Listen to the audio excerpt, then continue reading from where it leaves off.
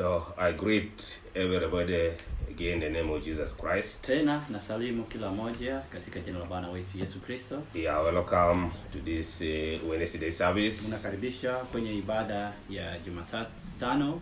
I thank Jesus Christ for giving me this opportunity. Namshukuru Yesu Kristo kwa kunipea hii fursa to speak again to the body of Christ. Kunenea tena mwili wa Kristo wherever it's found. Kokote wanapopatikana. It is good. Ni vizuri to keep walking with Christ. Kuendelea kutembea na Kristo. So one more time, my name is Simon Akol. Mara tena majina yangu naitwa Simon Akol. Let us read from the book of Matthew. Tusome kutoka katika kitabu cha Mathayo. Chapter 15. Mathayo ni 15. Verse 7 to 14. Tafika mpaka mstari wa 14. Ask my brother Ambrose to read. Nitamwomba ndugu yangu Ambrose atusomee. You hypocrites, nyinyi manafiki, well did Isaiah prophesy of you, saying, Isaiah akatabiri juu yenu akisema, these people draws nigh unto me, watu hawa wananiheshimu with their mouth, kwa midomo, and honors me with their lips, kwa midomo, but their heart is far from me, ila mioyo yao iko mbali nami. But in vain they do worship me, nao wananiabudu bure, teaching for doctrines the commandments of men, wakifundisha mafundisho yaliyo maagizo ya wanadamu. And he called the multitude, akawaita makutano, and said unto them, akawaambia, hear, sikilizeni, and understand, mfahamu, not that which goes into the mouth defiles, sicho kiingiacho kinywani, but that which comes out of the mouth is defiles a man. Kinachomjajisi mtu, ila kile kitokacho kinywani kinachomjajisi. Came his disciples, ndipo wanafunzi wake said unto him, wakamwendea, knowest thou wakamwambia, that the Pharisees wajua ya kwamba were offended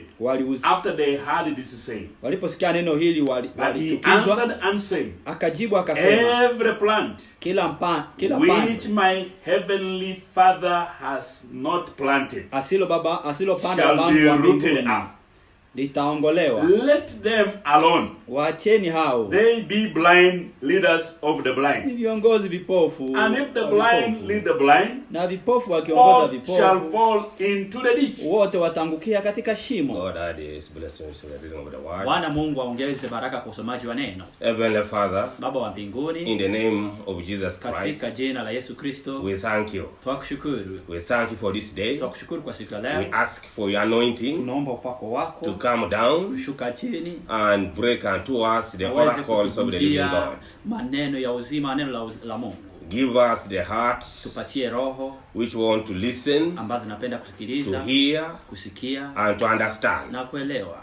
Perfect us even by thy word. Tukamilisha hata kwa neno lako. Even give me the minister the words of utterance. Hata nipatie kuhudumia neno na ujasiri. Bless all souls. Bariki nafsi zote. Send your hand of revelation unto them. Tuma mkono wako wa ufunuo kwao. Thank you. Asante. In Jesus Christ's name I pray. Katika jina la Kristo Yesu tunaomba. Amen. Amen. Let us read again. Tusome tena the book of the Gospel of John chapter 6. Kitabu cha Yohane sura 6. Verse 64. Injili ya Yohane 6 mstari wa 64 to 66. mpaka 66. Bali there are some of you that believe not. Kuna wengi miongoni mwenu ambao wasioamini. For Jesus knew from the beginning, kwa maana Yesu alijua tangu mwanzo they were ni nani believed not, wasiomwamini, and who should betray him, na nani atakayemsaliti. And he said, akasema, therefore, kwa sababu hii said I unto you, nimewaambia, that no man can come unto me, hakuna mtu awezaye kuja kwangu, it were given unto him of my Father, imemjaliwa na babangu. From that time many of his disciples, kwa ajili ya hiyo, went back, wengi miongoni wa wanafunzi wake, walked no more, wakarejea na hawakutembea tena pamoja naye. Turn back to Matthew. Urudi kwenye Mathayo chapter 15. Mathayo 15. We just read verse 12. Mahali ambapo tumesoma, usome mstari wa 12. Then came his disciples, ndipo wanafunzi wake and said unto him, mwendee wakamwambia, knowest thou that the Pharisees were offended wajua kwamba Wafarisayo after they heard this saying? waliposikia maneno haya walichukizwa.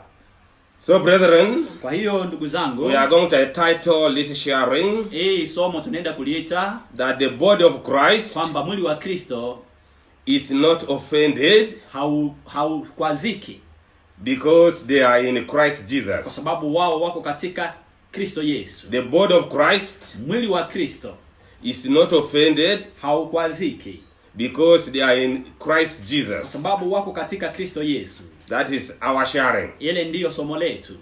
Brethren, Ndugu zangu, in these last days, katika siku hizi za mwisho, and strongly we believe we are in the last days, na kwa nguvu tunaamini kwamba tuko katika siku za mwisho, kwa because sababu this is a Sodom and a Gomorrah age. hii ni kizazi cha Sodoma na Gomora. So we are in the last days. Kwa hiyo tuko katika siku za mwisho. The people of God, Watu wa Mungu, the saints of God, watakatifu wa Mungu, the body of Christ. mwili wa Kristo. When we speak of the body of Christ, Tunaponenea juu ya mwili wa Kristo, we are speaking about those tunanenea juu ya wale who are going into the rapture. ambao wako naingia katika unyakuo. Not just anybody, Si mtu yoyote, but those who are going into the bali rapture. wale ambao wataingia katika unyakuo. The word says Neno linasema they should not be offended wasikwazike, because kwa sababu those who go into the rapture, wale ambao wanaingia katika unyakuo, the body of Christ, mwili wa Kristo, they keep walking with the Lord. wanaendelea kutembea na Bwana. We read in John chapter 6, Tumesoma katika Yohane 6 verses 64 to 66. 64 mpaka 66. Maybe you repeat it. Tunaweza kurudilia Verse 64. mstari wa 64. The body of Christ is not offended in Christ Jesus. But Mwili wa Kristo there hauzike are some katika of Kristo you Yesu. that believe not. Kuna wamoja wenu You wasioamini. stop there first. Atia pale kwanza. There are some of you Kuna wamoja who wenu believe not. wasioamini. They don't believe Hawaamini in the revealed word katika neno lililofunuliwa of the time they are living in. la wakati wanaoishi. So when we talk of believing, Tunaponenea juu ya kuamini, the true believing kuamini kwa kweli is to believe ni kuamini the present tense word. neno la kisasa. Because some can believe Wamoja wanaweza kuamini and they fail to keep believing. na wanashindwa kuendelea kuamini. When you believe, Unapoamini, you should keep believing. wapashe kudumu kuamini. Because there are believers Sababu kuna waamini who believe wanaoamini but they fail to walk with Christ. bali wanashindwa kutembea na Kristo. That's what we are reading here. Ile ndio tunasoma hapa. You repeat it. Irudilie. But there are some of you Bali that believe not. wamoja wenu wasioamini. The body of Christ, Mwili wa Kristo, the bride of Jesus Christ, bibi harusi wa Yesu the Kristo, wife of Jesus mke wa Christ, Yesu Kristo, they are supposed to believe wapashwa kuamini the word of God. neno la Mungu. That is why Ndio they maana are going to enter into the rapture. wataingia katika unyakuo. They must be believers. Wapashwa kuwa waamini. Continue reading. Endelea kusoma. For Jesus knew Maana Yesu- from the beginning Maana Yesu alijua tangu who they mwanzo were that believed not, wanani and wasioamini who should betray him. na nani Yeah. atakaye msaliti. Jesus Christ, Yesu Kristo he knows those who will not believe. anajua wale ambao hawataamini. So here, Hapa it speaks about predestination, inanenea juu ya kuteuliwa kimbele, election, chaguliwa kimbele, eternal security of a believer. ulinzi wa kimilele wa muamini. Jesus Christ Yesu Kristo knows those anajua wale who will not believe. ambao hawataamini. So, what does it mean? Kwa hiyo inamaanisha nini? It means Inamaanisha you and me wewe na mimi who have chosen to believe ambao tumechagua kuamini the message of the day, ujumbe wa siku zetu. you and me Wewe na mimi who have chosen to walk with ambao Christ tumechagua kutembea na Kristo unwaveringly, bila kutetemeka, bila kusitasita. we are supposed to keep trusting him, Twapasha kudumu kuendelea kumtumainia, calling upon his holy name. kuliita jina lake takatifu. For God knows everybody, Maana Mungu anajua kila moja. the hearts of everybody, of all people, are naked before the Almighty God. Roho za watu wote ziko uchi, ziko tupu mbele ya Mungu aliye hai. He knows us who will be in the rapture. Sisi tutakao kuwa katika unyakuo. He also knows those Anajua pia wale who will not be in the rapture, hawatakuwa katika unyakuo, but they will be saved later, bali wataokolewa in baadaye the greater tribulation. katika ile ziki kubwa. And even he knows those Na hata anajua wale who will be cast into the lake of fire. ambao watatupa katika ziwa la moto. That is the wicked, Wale ndio waovu, the seed of the serpent. uzao wa nyoka. He knows everything. Anajua kila jambo. Here, Hapa Jesus Christ, Yesu Kristo before his death, burial, and resurrection, kabla ya kifo chake kuzikwa, he knew even who Judas Iscariot was, alijua hata Yuda Iskarioti alikuwa ni nani, who was going to betray him. nani aliyekuwa atamsaliti. So in the body of Christ, Katika mwili wa Kristo, you and me, wewe na mimi, we are not supposed to betray the Lord. hatupaswi kumsaliti Bwana. We are not supposed to be tossed to and fro. Hatupaswi kupeperushwa huku na huko. We are not supposed to be deceived. Hatupaswi kudanganywa, Because kwa sababu if you are deceived, kama unadanganya, then you cannot be in the rapture. basi hauwezi kuwa katika unyakuo. If you are tossed to and Kama fro unapeperushwa huku na huku by every wind of na doctrine, kila upepo ya mafundisho, then you cannot be in the rapture. basi huwezi kuwa katika unyakuo. If you are a betrayer of Christ, Kama uko msaliti wa Bwana Yesu Kristo, then you cannot be in the rapture. huwezi kuwa basi katika unyakuo. If you are full of iniquity, Kama unajaa maovu, unrighteousness, udhalimu, then you cannot be in the rapture. huwezi kuwa katika unyakuo. So that is why Jesus Christ knew Ndio maana Yesu Kristo alijua those who will believe. wale watakaoamini.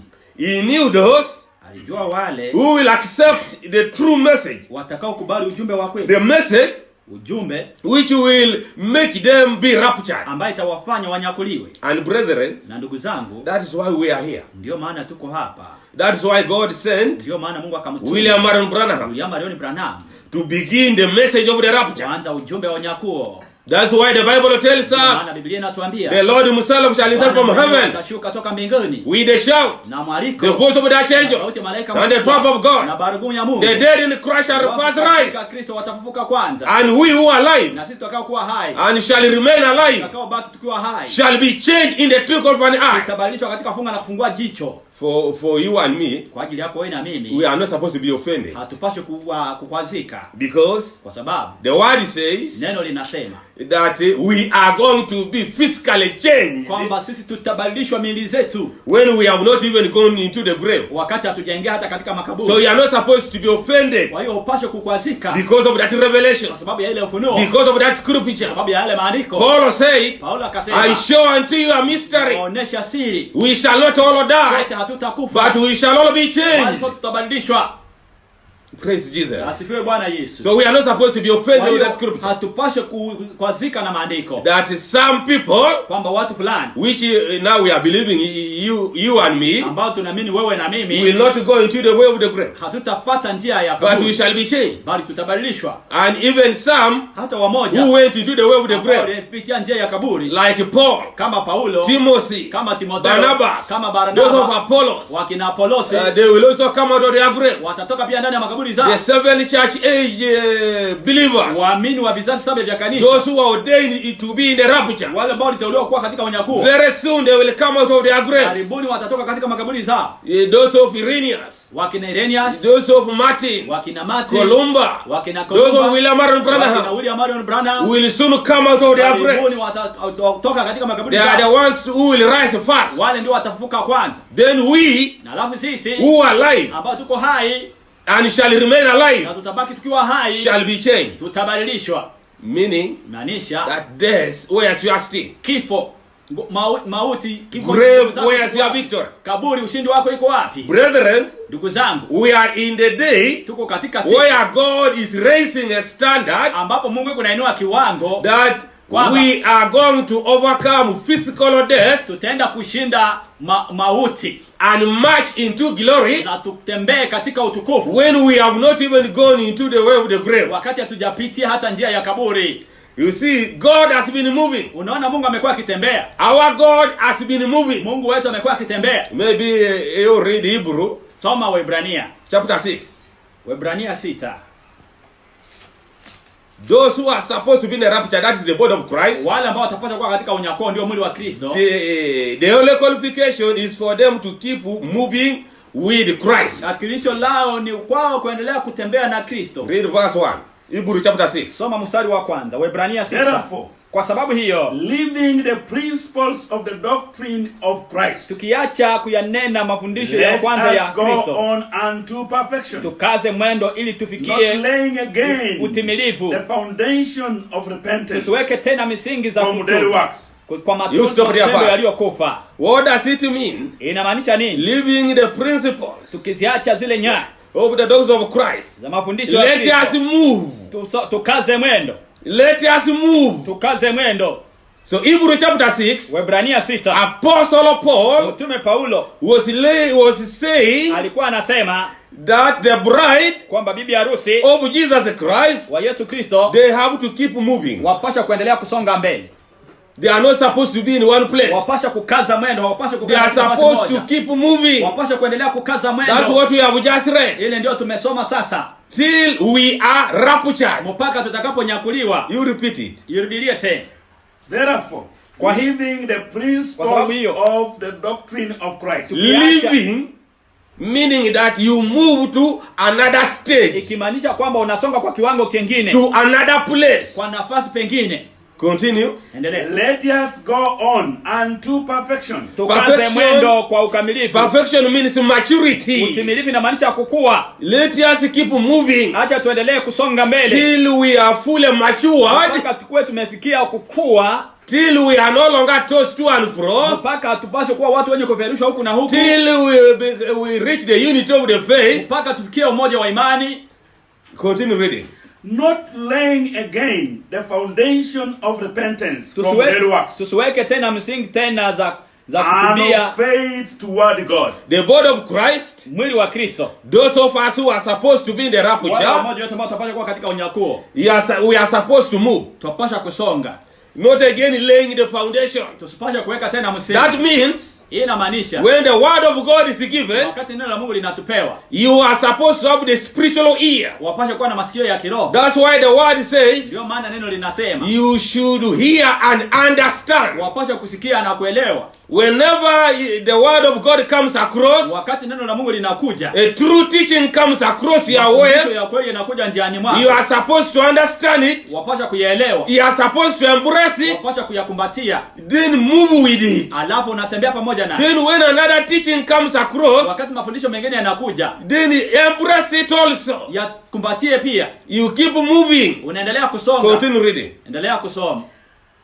Of the doctrine of baptism, ya mafundisho ya ubatizo, and of laying on of hands, na ya kuwekea mikono, and of resurrection, na ya ufufuko, of the dead, ya wafu, and of eternal judgment, na ya hukumu ya milele. And this will we do, na hiyo tutayafanya, if God permits, Mungu akitujalia. For it is impossible, kwa maana for those haiwezekani, once enlightened, wale waliopewa nuru, and have tasted of the heavenly gift, na wakakionja kipeo cha kimbinguni, and were made partakers of the Holy Ghost, na kufanya washirika wa Roho Mtakatifu, and have tasted the good word of God, na kuliona neno nzuri la Mungu, and the powers of the world to come, na nguvu za wakati utakao ujao. If they shall fall away, wakianguka, to renew them again baada ya hayo, repentance, haiwezekani kuwafanya upya tena, to themselves, kuona kwamba wanasulubisha mwana wa Mungu mara ya pili, and put him to an open shame, na kumweka kwenye aibu ya hadharani. So brethren, ndugu zangu, the body of Christ, mwili wa Kristo, is not supposed to have dead works. haupaswi kuwa na kazi za mauti. For those of us who will be in the rapture, wale wetu ambao tutakuwa katika unyakuo, we are not supposed to have dead works. hatupaswi kuwa na kazi za kufa. We are not supposed to be wicked. Hatupaswi kufanya maovu. In fact, we have to observe what's called the holiness, tunapaswa kutenda yale ambayo tunaita utakatifu, which Christ gives us, ambao Kristo anatupatia. We are supposed to be fully holy. Tunapaswa kuwa watakatifu. We are not supposed to have dead works. Hatupaswi kuwa na kazi za kufa. If you are to be in the rapture, kama utakuwa katika unyakuo, huo there should be no dead works. pasikuwe na kazi za kufa. That's what Paul was saying. Ile ndio Paulo alikuwa These anasema. things should not be mentioned in your Haya midst. mambo yasitamkwe katikati yenu. That you're a thief, you're a robber, you're this, Uko mnyang'anyi, you're a fornicator. uko mzinzi. You are not supposed, the body of Christ is not supposed to have dead works. Mwili wa Kristo upashe kuwa na matendo mafu. And then we are supposed to grow Na tena tuwapasha kukua and reach to and attain Now, what is called the greater baptism. tufikie ile ambayo tunaitwa ubatizo mkubwa. The greater baptism, Ubatizo mkubwa which will take us into the rapture. ambayo itatuchukua katika unyakuo. You see, there is water baptism. Unaona kuna ubatizo wa maji. It shows that Inaonesha kwamba it is likened with the death and the resurrection of Jesus Christ. inafananishwa na kifo na kufufuliwa na Bwana Yesu Kristo. That when you are buried in the water, Unapozikwa katika maji, it shows that your body is going to die and one day you are going to resurrect. inaonesha kwamba mwili wako utakufa na utafufuka tena. But there is the Holy Ghost baptism. Bali pia kuna ubatizo wa Roho Mtakatifu. When you get the Holy Ghost baptism, Unapopokea ubatizo wa Roho Mtakatifu, you will no longer be lost. hautapotea tena. You will no longer be lost. Hautapotea tena. But there is a baptism Bali kuna ubatizo into the body of Christ. katika mwili wa Kristo. There is a baptism into the body of Christ. Kuna ubatizo katika mwili wa Kristo. You read 1 Corinthians chapter 12. Soma wa Korintho wa kwanza 12.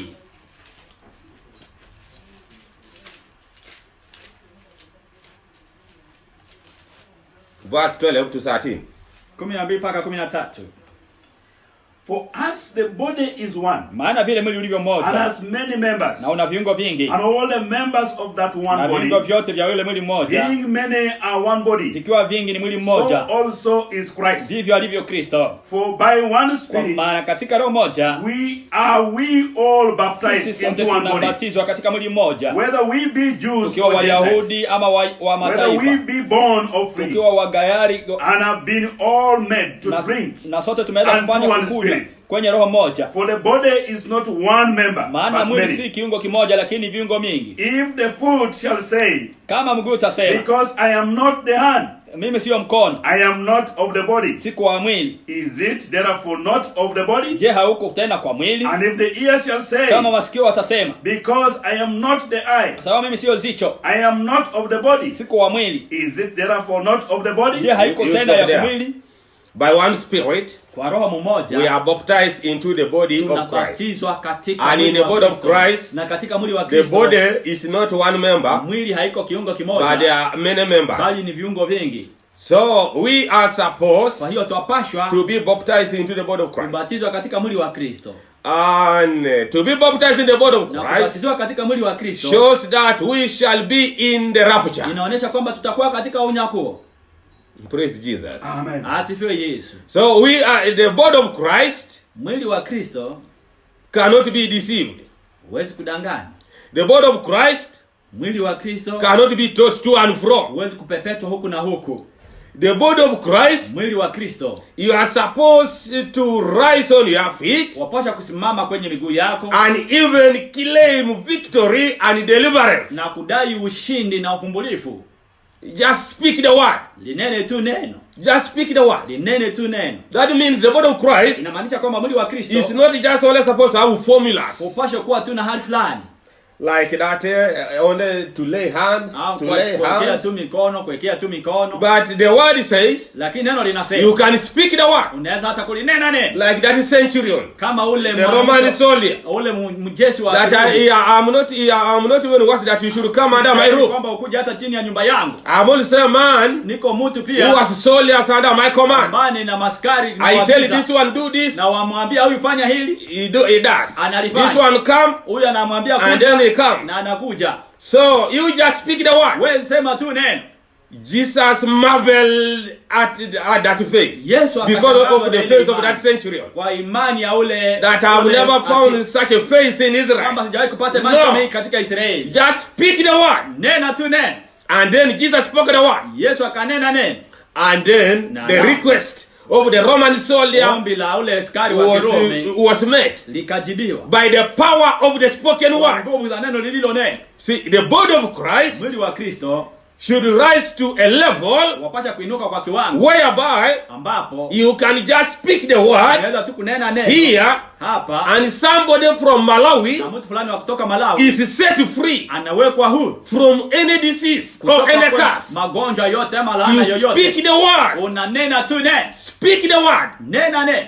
You are supposed to reach that level of faith Tupashe kufikia ile kiwango cha imani whereby we speak the word. ambapo tunanena You neno. claim your deliverance. Unadai ufumbulifu wako. Even if somebody has not laid hands Hata on you, kama mtu hajakuwekea mikono. if you have cancer, Ukiwa na saratani, you can claim deliverance unaweza kudai ufumbulifu in the name of Jesus katika Christ. jina la Bwana Yesu Kristo. Even if brother Ambrose Omala has not laid hands on kama you, ndugu Ambrose Omala hajakuwekea that mikono, is the level of faith we should reach. ile ndiyo kiwango cha imani We tunapaswa should kufikia. attain to that level of faith. Tunapaswa kufikia ile kiwango cha imani. The power of the spoken word. Nguvu za neno lilo neno. That is where we are going into. Pale ndipo tuko nasongea kukaribia, And we should not be offended. tusipaswe kukwazika. And Paul was saying Paulo alikuwa akisema that we should grow. kwamba twapasha kukua.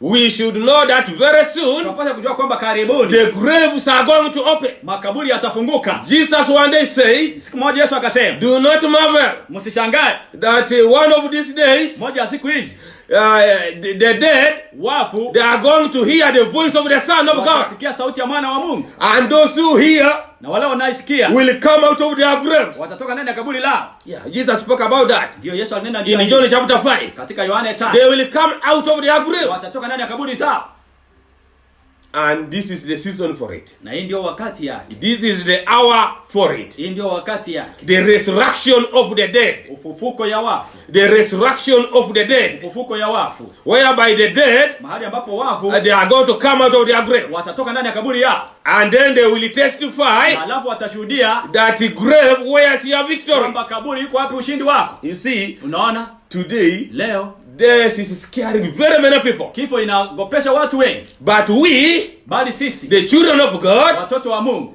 who are already born again, ambao tumezaliwa mara ya pili, filled with the Holy Ghost, jazwa na Roho Mtakatifu, we are not supposed to be shaken. hatupaswi kutikiswa, Because kwa sababu if we believe tukiamini that Jesus died kwamba Yesu alikufa and he resurrected from the dead, akafuka toka wafu, therefore, kwa hiyo very soon, karibuni the dead, they are going to come out of their graves. wafu watatoka ndani ya kaburi The lao. wife Mke of God's only begotten Son, wa mchaguliwa wa Mungu they are going to come out of their graves watatoka katika kaburi lao with glorified bodies. na miili ya utukufu, And we are in that na season tuko katika ile wakati where they will come out of their mahali graves. ambapo watatoka katika makaburi And zao, they will appear unto many. na wataonekana kwa wengi, They will appear unto those wataonekana kwa who watu are supposed to be physically changed ambao walipaswa kubadilishwa kimwili without going into the way of the grave. bila kuifuata njia ya kaburi. Brethren, Ndugu zangu, our faith should keep growing. imani yetu yapaswa kuendelea kukua. If you read the Bible, Ukisoma Biblia, we are supposed, our faith is supposed to grow. imani yetu ipaswa kukua. Even in the 7 church ages, Hata katika nyakati 7 za kanisa, the faith of God's children was growing. imani ya watoto wa Mungu ilikuwa inakuwa. When the Roman Church Wakati kanisa la Kirumi held the souls of people captive iliweza kuchika nyara watu wa Mungu for 1,000 years. kwa miaka 1000.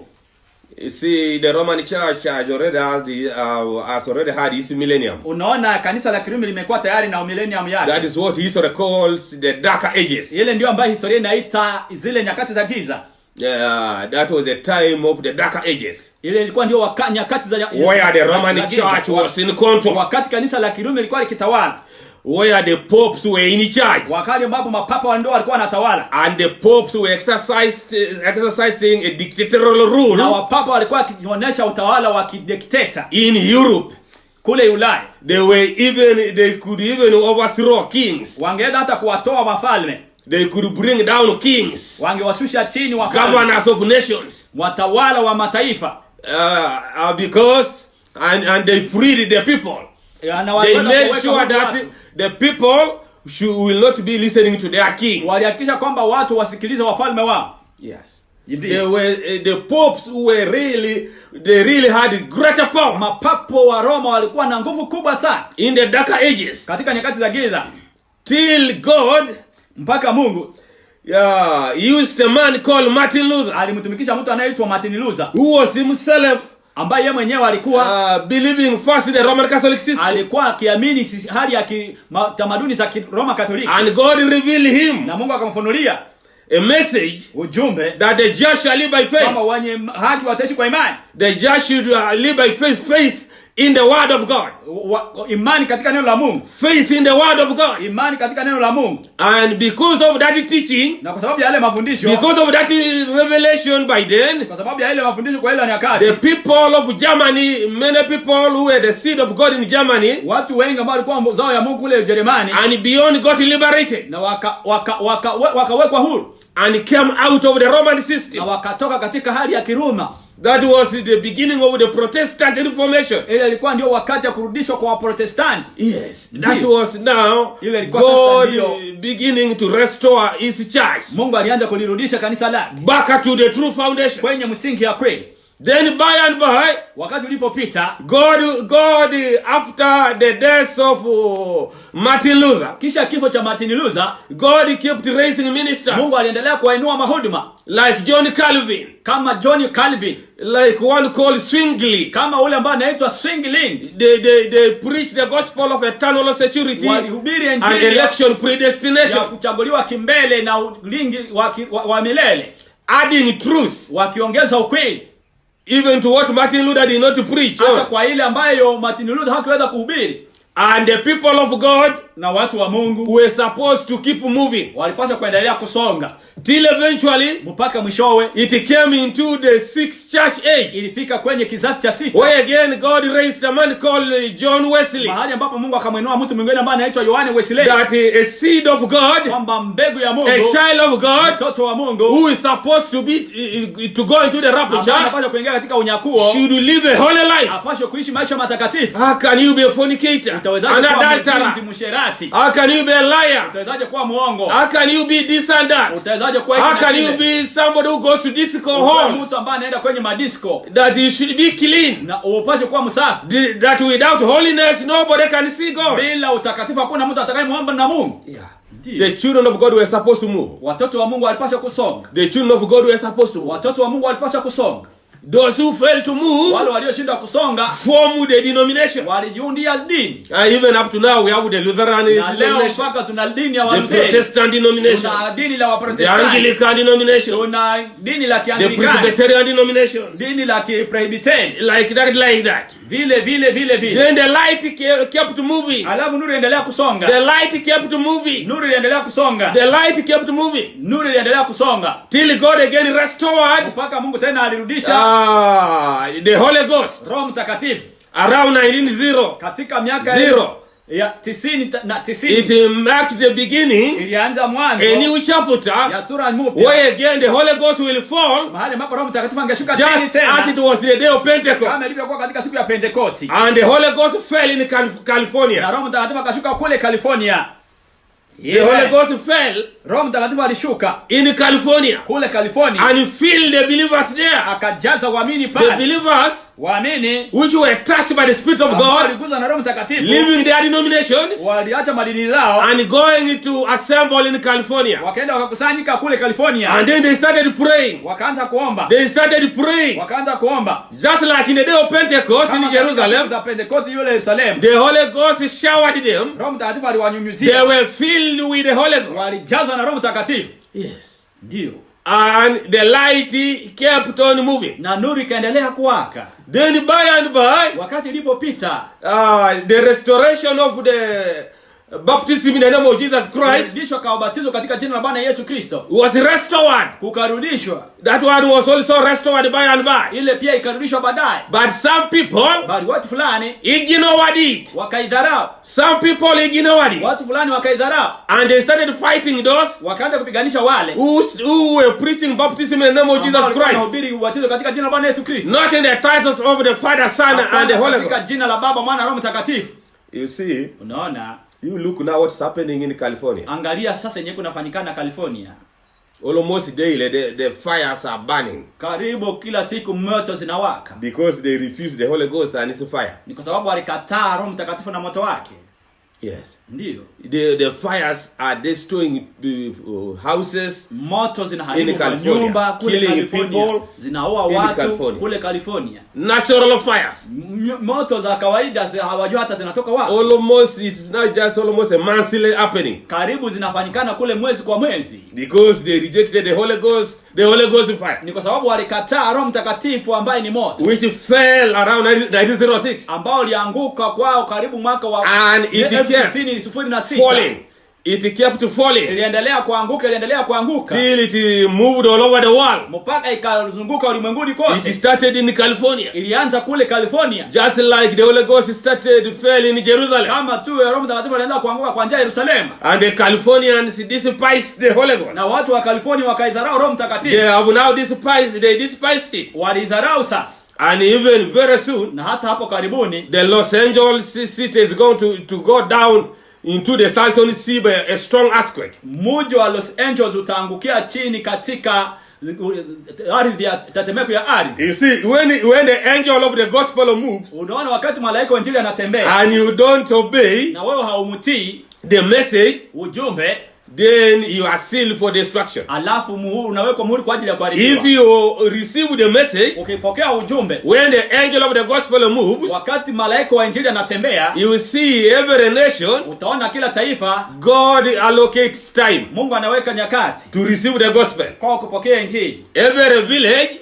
kila kijiji, God allocates time to receive the gospel. Mungu anawapatia wakati wapokee injili. Every town or city, kila mji, God allocates time for them to receive the gospel. Mungu anawapea wakati wao wapokee injili. If you fail to come in by that time, mkishindwa kuingia ndani kwa ile wakati, you will be in danger. Mtakuwa katika hatari. That is why ndio maana the word is very clear. Neno liko waziwazi. That today, kwamba leo, if you hear the voice of Christ, ukisikia sauti ya Kristo, do not harden your heart. Usigumishe roho yako. So this is the time, hii ndio wakati, for you when you hear the true word of God, unaposikia neno la kweli the la Mungu, true revelation of the word of God, ufunuo wa kweli wa neno la Mungu, do not again waste time usipoteze tena wakati consulting with the people. Ukiuliza kwa watu, that is this true?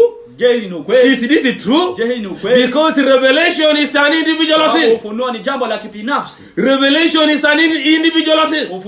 Ufunuo ni jambo la kibinafsi. You take it. Lichukue. If God visits you, kama Mungu anakutembelea, you take sides with Jesus Christ. Chukua upande na Bwana Yesu Kristo. Even Brother Branham one day had a message, taking sides with Jesus Christ. Kama siku moja alikuwa na ujumbe, chukua upande wa Yesu Kristo. Take sides with Jesus Christ. Chukua upande na Bwana Yesu Kristo. Walk with Jesus Christ. Tembea na Bwana Yesu Kristo. Do not take sides with the denomination. Usichukue upande wa madini. Do not take sides with the church. Usichukue upande na kanisa lako. Take sides with Jesus Christ. Chukua upande na Bwana Yesu Kristo. Believe the word of God. Liamini neno la Mungu. Walk with the true revelation. Tembea na ufunuo wa kweli. From face to face, from glory to glory. Imani hadi imani, utukufu hadi utukufu. The word says, neno linasema, we are supposed to be born of God. Tunapaswa kuzaliwa na Mungu. But many people today, watu wengi leo, are born of religion. Wanazaliwa na madini. Born of churches. Wanazaliwa na makanisa. But they are supposed to be born of God. Wakati walipaswa kuzaliwa na Mungu. That means, inamaanisha, you should be in a position, ukwe nafasi, to hear the word of God, kulisikia neno la Mungu, embrace it, ulikumbatie, and take it, na alafu ulichukue, move with it, tembea pamoja na. So the word keeps moving. Neno linaendelea kusonga. The word keeps moving. Neno linaendelea kusonga.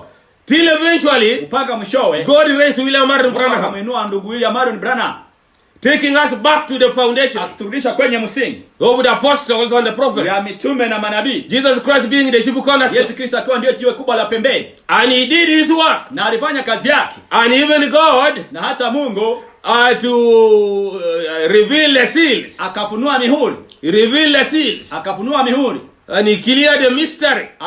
Akatosha zile siri zote zilizokuwa siri. That a book which was sealed with 7 seals. Kwamba kitabu kilichowekwa mihuri 7. He cleared that mystery. Akatufunulia ile siri. Before the seal book. Kabla kitabu cha mihuri.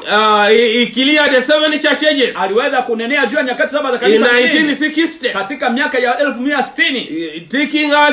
Telling us how the church came all that long. Akituambia kiwango gani kanisa ilikuwa imetembea. From the day of Pentecost. Kuanzia kwenye siku ya Pentecost. Then the church lost its first love. Alafu kanisa likapoteza upendo wake wa kwanza. Then now the church went to do the 7 church ages. Na sasa kanisa likaingia katika nyakati 7 za kanisa.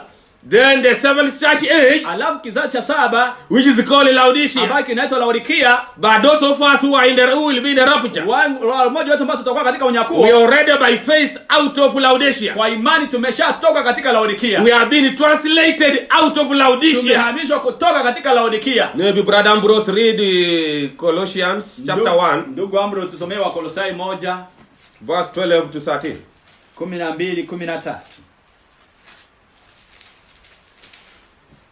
The body of Christ Mwili wa Kristo is not offended in the revelation haukwazike of katika God's word. ufunuo wa neno la Mungu, Giving thanks unto the Father, mkimshukuru Baba which has made us meet to the partakers of the inheritance of the saints in light, aliyetutayarisha tupokee sehemu ya who has urithi delivered ya us from watakatifu the katika power nuru, of darkness, aliyetuokoa nguvu za and giza, has translated us into the kingdom of his dear Son, akatuhamisha kutuingiza katika ufalme wa mwana wake wa in pekee, whom we have redemption ambaye katika yeye tuna through ukombozi, his blood, yani msamaha wa even the dhambi, forgiveness of sins, yani msamaha wa dhambi, who is the image of the invisible God, naye ndiye Stop there. mfatia hapo.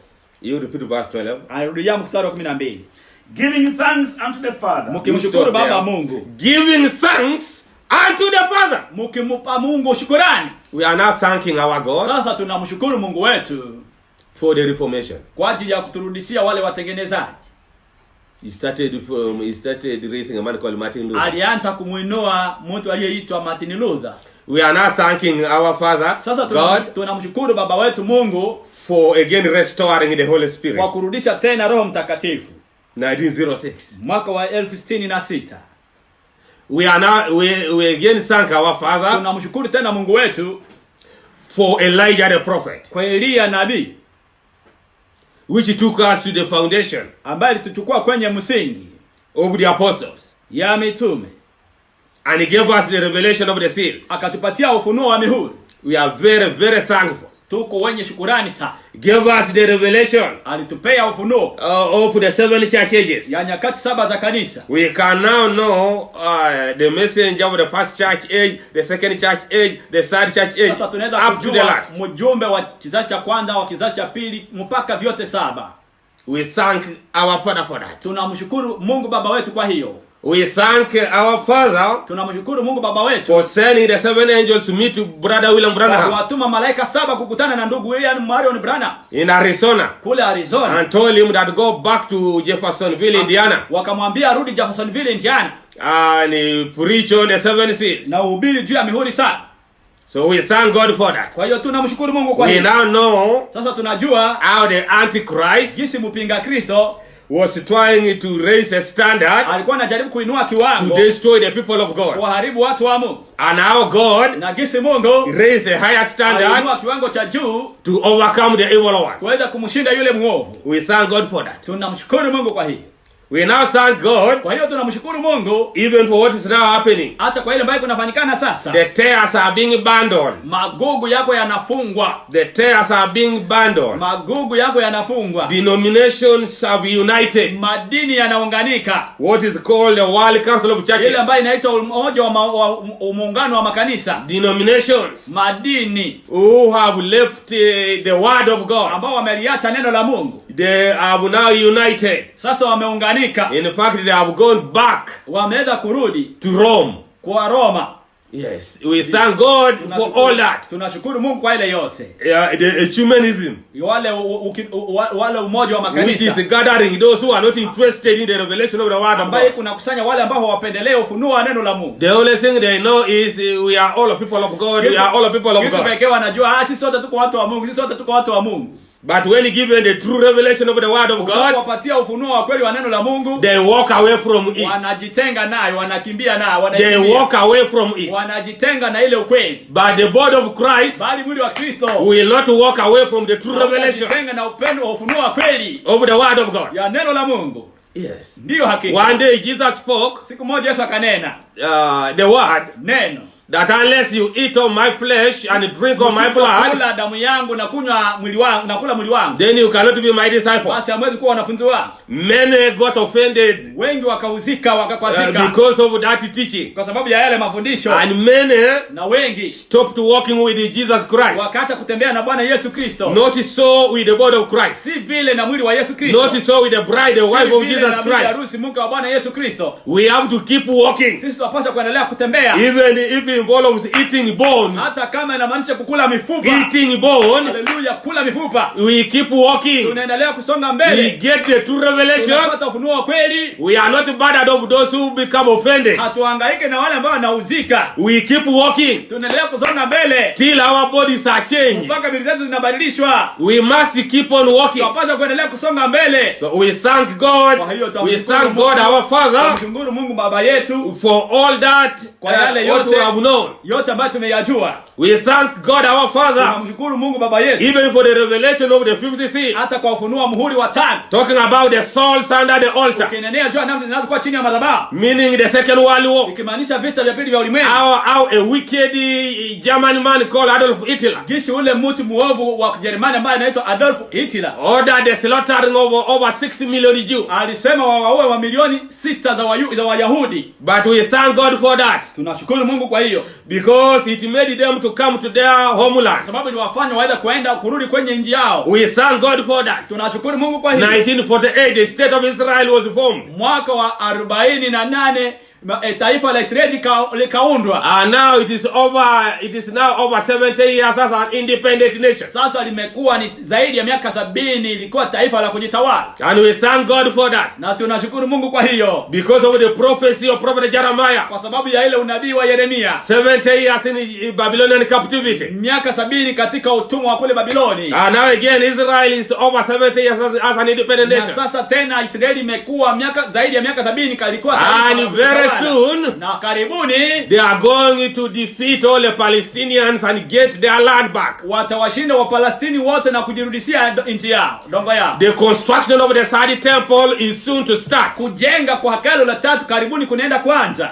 We thank God for that. Tunamshukuru Mungu kwa hiyo. All that is going to happen. Hii yote itatukia. And we know that tunajua kwamba even the Arabs will contribute in the construction of the third temple. Hata Waarabu watachangia katika kuijenga hekalu la 3. Because God is going to give Israel a decisive victory over the Arabs and the Muslim world. Mungu atapatia Israeli ushindi mkubwa juu ya Waarabu na mataifa la Kiarabu. So we thank God for all that. Kwa hiyo tunamshukuru Mungu haya yote. And now we thank God for all that. Na tunamshukuru Mungu haya yote. And very soon, na hapo karibuni, the 6th seal, muhuri wa 6, will come into being. Utakuja kufika. That is the judgment, the wrath of God. Ile ndio hasira ya Mungu. To fall on the wicked. Kuangukia wale waovu. But before that, kabla ya ile, we are now in the time of the little season. Tuko katika wakati wa nyakati mdogo. The little season. Nyakati mdogo. Because the 7th seal is fulfilled before the 6th seal. Kwa sababu muhuri wa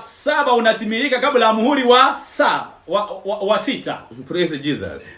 So we thank God our Father for all that. Kwa yale yote. The Bible tells us Biblia inatuambia that the Lord himself shall descend from heaven. Kwamba Bwana mwenyewe atashuka toka mbinguni with a shout, na mwaliko, the voice of the archangel, sauti ya malaika mkubwa, and the trump of God, na baragumu ya Mungu. The dead in Christ shall rise first, Kristo tafuka kwanza, and then we shall be changed. Na alafu tutabadilishwa. We are told, tunaambiwa in the book of Ecclesiastes, ndani ya kitabu cha Mhubiri, that the threefold cord, kwamba zile vifungo vitatu cannot easily be broken. Haviwezi kuvunjwa. Maybe you read it there also. Soma pale pia. Ecclesiastes chapter 4 verse 12. Mhubiri 3:12. So we have already been translated into the kingdom tayari of God's only begotten Son. Tuko nahamishiwa katika ufalme wa we are no longer wa Mungu. In darkness. Hatuko ngali tena katika we are no longer in spiritual darkness. Hatuko ngali tena katika giza we are children of light. Sisi ni watoto wa nuru. Walking by the true revelation of the word of God. Tukitembea na ufunuo wa kweli wa neno la Mungu. No creeds in our midst. Hakuna makanuni katika if you have a creed in your midst, kama na makanuni na makredo katika yako, then how can you be in the rapture? Utawezaje kuwa katika unyakuo basi? You read it. Ecclesiastes 4:12. And if one prevail against Mhubiri him, 4:12, na mmoja akishinda juu yako, who shall withstand him? nani atakayemshinda? And a threefold cord is not quickly broken. Na yale mabande mawili matatu hayawezi kuvunjwa. You stop there. Atia pale. You can see unaweza kuona the importance of being together. Umuhimu wa kuweza kuwa pamoja. You can see the importance. Unaweza kuona umuhimu. Why even Jesus said where 2 or 3 are gathered in his name. Mahali ambapo Yesu alisema wale wali watatu wanakusanyika kwa jina langu. By revelation. Kwa ufunuo is in their midst. Ako katikati yao. If one prevails against him, kama mmoja anashinda juu yake, 2 can bring a victory. Wawili wanaweza kuleta ushindi. And overcome one. Na kumshinda mmoja. You can now see unaweza sasa kuona the importance, umuhimu, the importance of the body of Christ. Umuhimu wa mwili wa Yesu Kristo. Why we are the body of Christ. Kwa nini sisi ni mwili wa Kristo? You are a member in the body of Christ. Wewe ni mwanamemba katika mwili wa Kristo. Working together. Mkifanya kazi pamoja. Supplying one another. Mkipeana mahitaji moja kwa mwingine. Helping one another. Mkisaidiana moja kwa mwingine. Speaking the truth in love. Mkinena ukweli katika upendo. In the body of Christ there is no condemnation. Katika mwili wa Kristo hamuna hukumu. No hypocrisies. Hakuna unafiki. No hatred, no bitterness. Hakuna machungu. But only divine love. Lakini tu upendo wa kiungu. In the body of Christ. Katika mwili wa Kristo. No fighting one another. Hakuna kupigana moja kwa mwingine. No false teaching. Hakuna mafundisho ya uongo. No false doctrine. Hakuna mafundisho ya uongo. No man-made commandments. Maagizo za kutengenezwa na wanadamu. In the body of Christ. Katika mwili wa Kristo. That is why the body of Christ is to be raptured. Mwili wa Kristo upaswa kunyakuliwa. Because there is no iniquity in the body of Christ. Hakuna uovu katika mwili wa Kristo. There is no unrighteousness in the body of Christ. Hakuna udhalimu katika mwili wa Kristo. The threefold cord. Ile vipande vitatu vya cannot easily be broken. Haviwezi kuvunjika. That's why you can see the God's numbers. Ndio maana unaweza kuona hesabu ya Mungu. There is a number 1, number 2, number 3, kwanza, ya pili, ya 3, ya 7, 12, 40, 12, 40. We have also to understand that God's mathematics. Tunapaswa kuelewa pia hizo hesabu za Mungu. You see number 3. Unaona hesabu 3. Perfection. Ni ukamilifu. Can you see Father, Son, Holy Ghost? Unaweza kuona Baba, Mwana, Roho Mtakatifu. Father, Son, Baba, Mwana, Roho Mtakatifu. Holy Ghost. Even in the coming of the Lord. Hata katika kuja kwa Bwana. Even in the coming of the Lord. Katika kurudi kwa Bwana. The Lord will come with a shout. Bwana atakuja na mwaliko. The voice of the archangel. Sauti ya malaika mkuu. And then the trump of God. Na alafu baragumu ya Mungu. Then the rapture takes place. Alafu unyakuo inapitika. The threefold cord. Vile nyuzi 3 cannot easily be broken. Haziwezi kuvunjika upesi. Praise Jesus. Asifiwe Bwana Yesu. Even when God was restoring the church. Hata wakati Bwana Yesu Kristo alikuwa analirudisha kanisa. There was first the message of Martin Luther. Kwanza kulikuwa na ujumbe wa ndugu Martin Luther. Justification. Kuhesabiwa haki. Then the message of John Wesley. Alafu ujumbe wa Yohane Wesley. Sanctification. Utakaso. Then the filling, the baptism of the Holy Ghost. Hallelujah. Alafu kujazwa kwa Roho Mtakatifu. Which started around 1906. Ambao ulianza kwa mwaka wa 1906. The threefold cord. Zile nyuzi 3 cannot easily be broken. Haziwezi kuvunjwa haraka. Praise Jesus. Oh, asifiwe Bwana Yesu. The threefold cord. Zile kamba 3 cannot easily be broken. Haziwezi kuvunjikwa. So it is important. Kwa hiyo ni ya maana for you kwako wewe to understand the word of God by revelation. Ulielewe neno la Mungu kwa ufunuo. So what is important is ile ambayo ni ya maana ni kwamba we have already been translated into the kingdom of God's only begotten Son. Tumeshahamishiwa katika ufalme wa mwana wa Mungu wa pekee wa Mungu. And by faith, na kwa imani, we are already out of Laodicea. Tumeshatoka katika Laodikia. Though Laodicea is still continuing, hata ingawa Laodikia ingali inaendelea as a generation, kama kizazi, but we are out of Laodicea. Bali sisi tumetoka katika Laodikia. And because we are out of Laodicea, tumeshatoka katika Laodikia, by faith, kwa imani, we believe that we shall be raptured. Tunaamini kwamba tutanyakuliwa. We shall be raptured. Tutanyakuliwa. We are not offended. Sisi hatukwaziki. Let's go back to John chapter 6. Turudi kule kwenye Yohane 6. Verse 64. Yohane 6:64.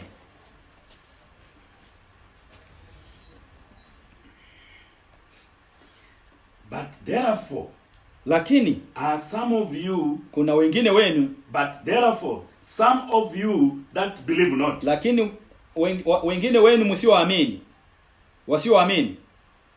But there are some of you that believe not. Lakini kuna wengine miongoni mwenu wasioamini. Jesus knew from the beginning who they were. Kwa maana Yesu alijua tangu mwanzo wa nani wasiomwamini. Jesus Christ knows those Yesu Kristo anajua wale and be in the rapture. Wataamini na wakuwe katika unyakuo. Even he knows those hata anajua wale who will begin to believe, ambao wataanza kuamini, but by and by they will become offended. Lakini wakati itakapopita watakwazika. They grieve the Holy Spirit. Watamhuzunisha Roho Mtakatifu. They are called the foolish virgin. Wanaitwa mabikira wapumbavu. They will not enter into the marriage. Hawataingia katika ndoa, but they will be saved. Lakini wataokolewa. But their position in the kingdom of God, kwa sehemu yao katika mfalme wa Mungu, is not like the position haiko kama sehemu of the body of Christ, the wife of Jesus Christ. Ya mwili wa Kristo, mke wa Bwana Yesu Kristo. Jesus Christ knows all that. Yesu Kristo anajua haya yote. Jesus Christ even knows those. Yesu Kristo hata anajua wale who are the agents of Satan in the end time message. Ambalo ni watumishi wa shetani katika ujumbe wa mwisho. Even the serpent seed. Anajua hata uzao ya nyoka. He knows those. Anawajua. Because we know that kwa tunajua kwamba in the end time message, katika ujumbe wakati wa mwisho, we are going to have people who will enter into the rapture. Tutakuwa na watu ambao wataingia katika unyakuo. They are the foolish virgins. Kuna mabikira wapumbavu pia who miss the rapture. Ambao wanakosa unyakuo. By the wise virgins, lakini wabikira wenye busara get married to Jesus Christ. Wanaoleka na Bwana Yesu Kristo. And they become the wife of Jesus Christ. Na wanakuwa mke wa Bwana Yesu Kristo. That is, they will be in the rapture. Ni kwamba watakuwa katika unyakuo. Then there will be those who will miss the rapture. Alafu kutakuwa na wale ambao watakosa unyakuo. They are called foolish virgins. Wanaitwa mabikira wapumbavu. Then there are those alafu kuna na wale who will be cast into the lake of fire. Watatupwa katika ziwa la moto. Agents of the devil. Watumishi wa shetani. In the message. Katika ujumbe huu. People who were not ordained. Watu ambao hawakuteuliwa to this heavenly walk, katika hii mwendo wa kimbinguni, before the foundation of the world, kabla kuwekwa misingi ya ulimwengu. People who are just there for their own gain, watu ambao wako pale ndani ya ujumbe kwa ajili ya kupata faida zao wenyewe. A mixed multitude, makutano ya mchangamano. People who are not serious, watu ambao hawamanishi. Praise Jesus. Asifiwe Bwana Yesu. Amen. We are being translated into the kingdom of Jesus Christ. Tumehamishiwa kuingia katika ufalme wa Bwana Yesu Kristo. Which is the kingdom of light. Ambaye ndio ufalme wa nuru. Continue. Endelea kusoma. We don't beat one another, we don't hate one another. Hatusaliti moja kwa mwingine, hatuchukii moja kwa mwingine. Evil of one another. Tunene mabaya juu moja kwa mwingine. But when we come together, tunapokuja pamoja, one comes with a spiritual song. Mmoja anakuja na wimbo wa kiroho. One comes with a new and old song. Mmoja anakuja na wimbo wa kale. One comes with a psalm. Mmoja anakuja na zaburi. One comes with a revelation. Mmoja anakuja na ufunuo. One comes with another scripture. Mmoja anakuja na andiko. To help one another. Kusaidiana moja kwa mwingine. That is the body of Christ. Ile ni katika mwili wa Kristo. Edifying each other in love. Kujengana moja kwa mwingine katika upendo. For Jesus knew from the beginning who they were. Maana Yesu alijua tangu mwanzo nani wasioamini. Na nani atakayemsaliti. And he said, na akasema, therefore, kwa sababu hiyo, said I unto you, nimewaambia nyinyi, that no man can come unto me, hakuna mtu awezaye kuja kwangu, except it were given unto him of my Father. Isipokuwa praise God, amejaliwa na baba yangu. No man hakuna mtu can come to this revelation. Anaweza kuja kwa ufunuo. No man can be in the rapture. Hakuna mtu anaweza kuja katika unyakuo. Unless God knew him. Isipokuwa Mungu alimjua. Before the foundation of the world. Kabla kuweka misingi ya ulimwengu. It means that inamaanisha kwamba only those ones wale tu whom God knew ambao Mungu alijua before the foundation of the world, kabla kuweka misingi ya ulimwengu, who will be in the rapture, watakao kuwa katika unyakuo. That means ile inamaanisha they get the true teaching without any corruption. Wanapata mafundisho ya kweli bila ufisadi wowote. And then even their life, na hata maisha yao, completely dovetail the word which they believe. Inaonesha maneno waliloliamini. In fact, they are written epistles read. Wao ni nyaraka zinazoandikwa na watu wote. Of everybody. Ni nyaraka ambazo zinasomwa na watu wote. Those are the ones who will be in the rapture. Wale ndio watakuwa katika unyakuo. They have the true doctrine. Wana mafundisho ya ukweli, 100% the true teachings, 100% mafundisho ya ukweli, and then even their lives dovetail. Na hata maisha yao yanaonesha No degree of hypocrisy. Hakuna ndani ya unafiki katikati yao. That's why ndio maana the Bible says Biblia inasema they are put on fine linen, wamevaa kitani kisafi, clean and white. Kisafi. They are put on fine linen, wamevaa kitani kisafi, clean and white, kitani kisafi, which is the righteousness of God. ndio matendo ya haki ya Mungu. They don't have their own teachings. Hawana mafundisho ya wao wenyewe. They have the teachings of Christ. Wana mafundisho tu ya Kristo. Daily they are led by the Holy Ghost. Kila siku wanaongozwa na Roho Mtakatifu. The Holy Ghost speaks unto them. Roho Mtakatifu ananena kupitia wao. Those are the ones who will be in the rapture. Wale ndio watakaoingia katika unyakuo. Continue. Songa. And he said, akasema, no, from that time, tangu ile wakati many of his disciples went back wa wanafunzi wake wakarudi and nyuma, walked no more with him. Hawakutembea tena pamoja naye.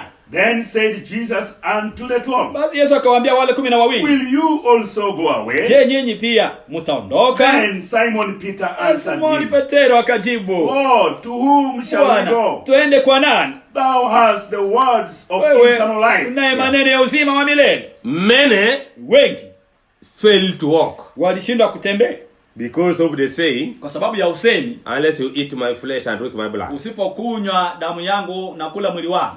Many fail to walk wakashindwa kutembea with Jesus Christ. na Bwana Yesu Kristo. And today, Na leo many have wengi failed to walk with Jesus Christ. wameshindwa kutembea na Bwana Yesu Kristo. That is why, Ndio maana very soon, karibuni the rapture unyakuo is going to tell a true story. itaweza kutuonesha That ukweli how many really kwamba kwa ungapi kwa ukweli walked with Jesus Christ. walitembea na Bwana Yesu Kristo.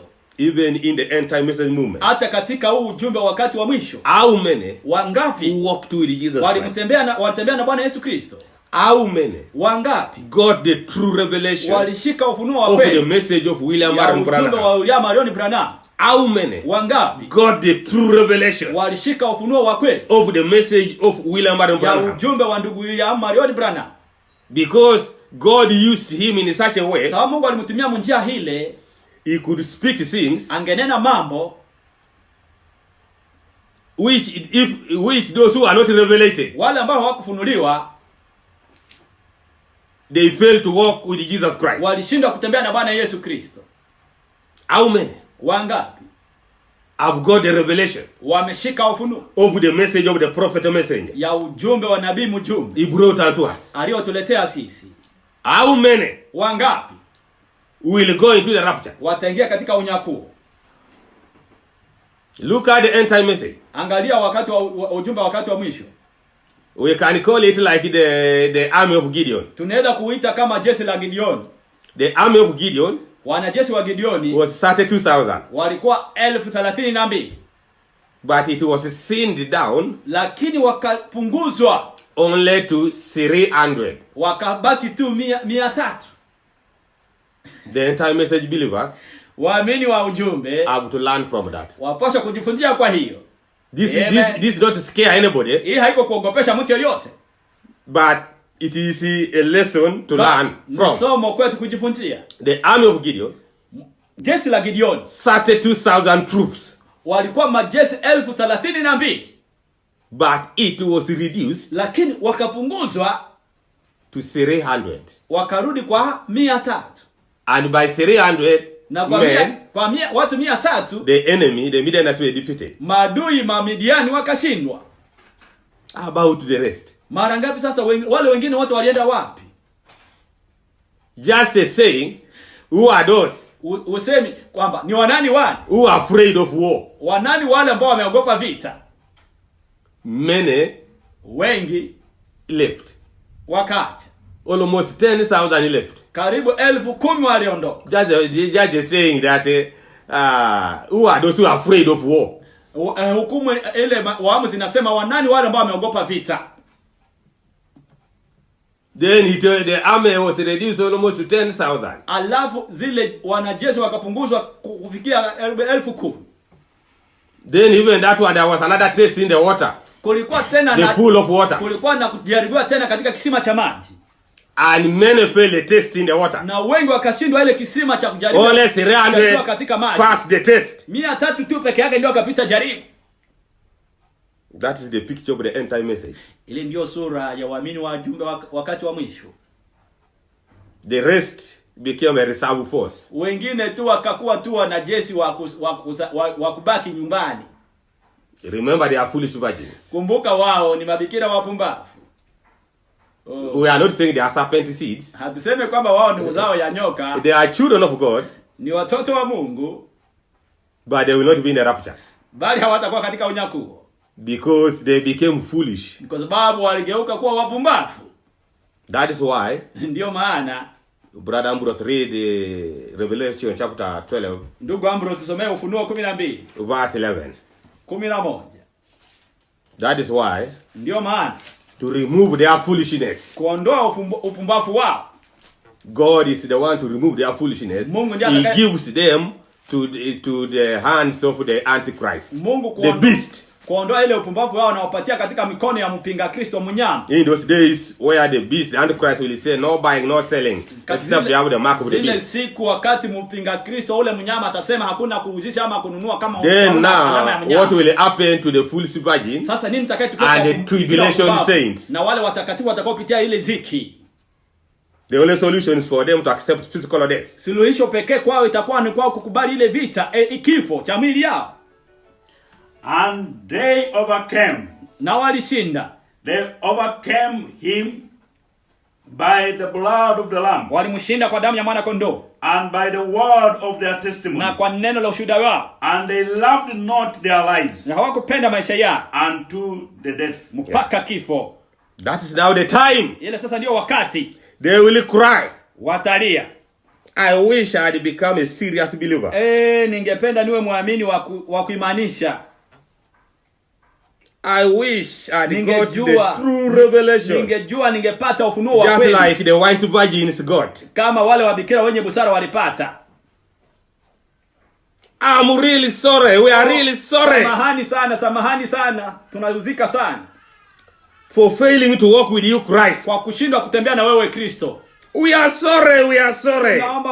Tunaomba msamaha. Forgive us, Jesus Christ. Tusamehe Bwana Yesu Kristo. For our foolishness. Kwa ajili ya upumbavu wetu. We would have gone into the rapture. Tulipaswa kuingia katika unyakuo. Our brothers went into the rapture. Ndugu zetu waliingia katika unyakuo.